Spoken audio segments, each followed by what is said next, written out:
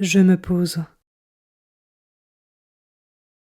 Je veille à être bien installé, dans une position à la fois agréable et tonique.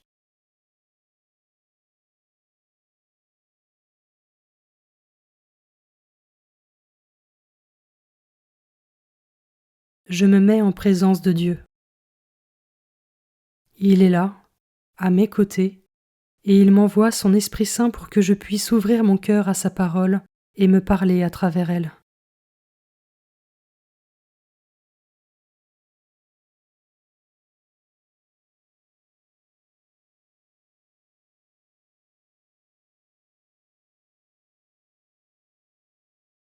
Commençons.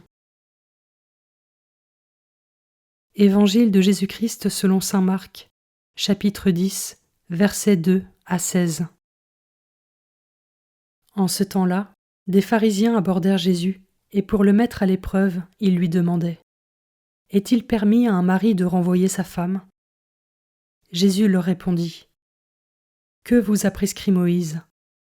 Ils lui dirent: Moïse a permis de renvoyer sa femme, à condition d'établir un acte de répudiation. Jésus répliqua: C'est en raison de la dureté de vos cœurs qu'il a formulé pour vous cette règle. Mais au commencement de la création, Dieu les fit hommes et femmes. À cause de cela, l'homme quittera son père et sa mère, il s'attachera à sa femme, et tous deux deviendront une seule chair. Ainsi, ils ne sont plus deux, mais une seule chair. Donc ce que Dieu a uni, que l'homme ne le sépare pas. De retour à la maison, les disciples l'interrogeaient de nouveau sur cette question. Il leur déclara: Celui qui renvoie sa femme et en épouse une autre devient adultère envers elle. Si une femme qui a renvoyé son mari en épouse un autre, elle devient adultère. Des gens présentaient à Jésus des enfants pour qu'il pose la main sur eux, mais les disciples les écartèrent vivement. Voyant cela, Jésus se fâcha et leur dit: Laissez les enfants venir à moi, ne les empêchez pas, car le royaume de Dieu est à ceux qui leur ressemblent. Amen, je vous le dis, celui qui n'accueille pas le royaume de Dieu à la manière d'un enfant n'y entrera pas. Il les embrassait et les bénissait en leur imposant les mains.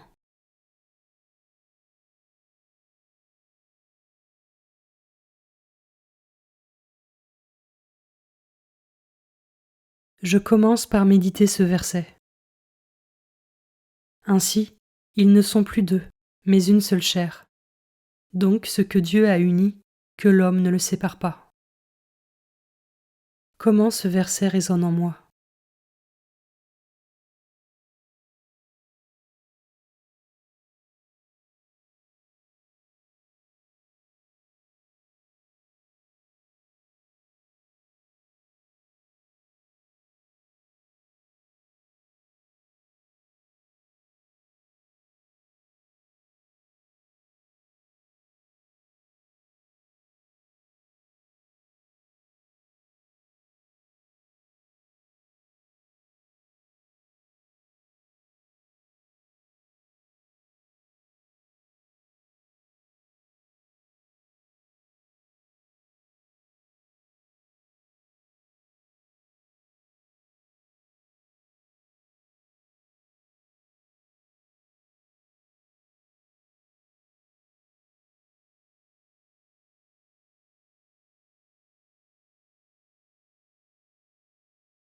Je peux maintenant m'arrêter sur cet autre verset.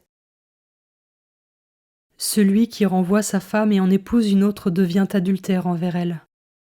Si une femme qui a renvoyé son mari en épouse un autre, elle devient adultère.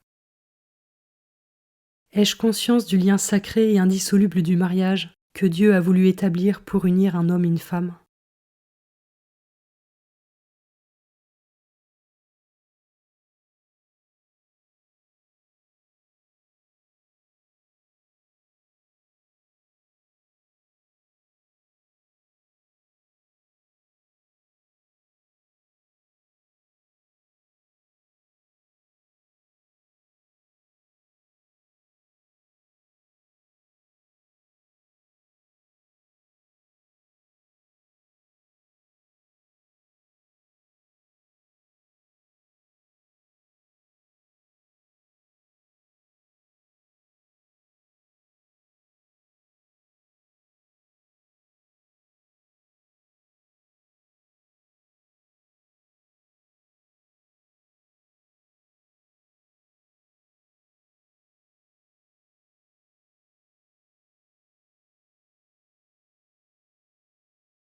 Je peux terminer cette méditation en confiant au Seigneur tous les couples en difficulté, afin qu'ils retrouvent leur unité en puisant dans la grâce de Dieu.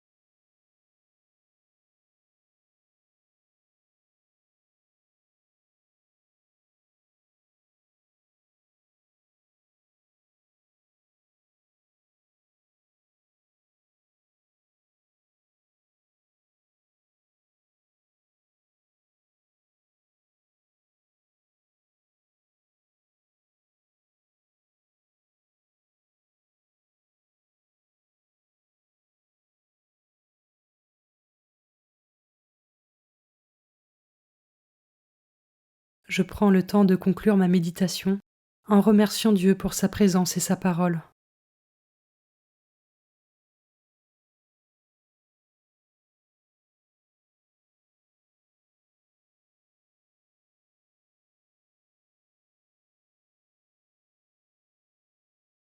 Belle journée et à demain.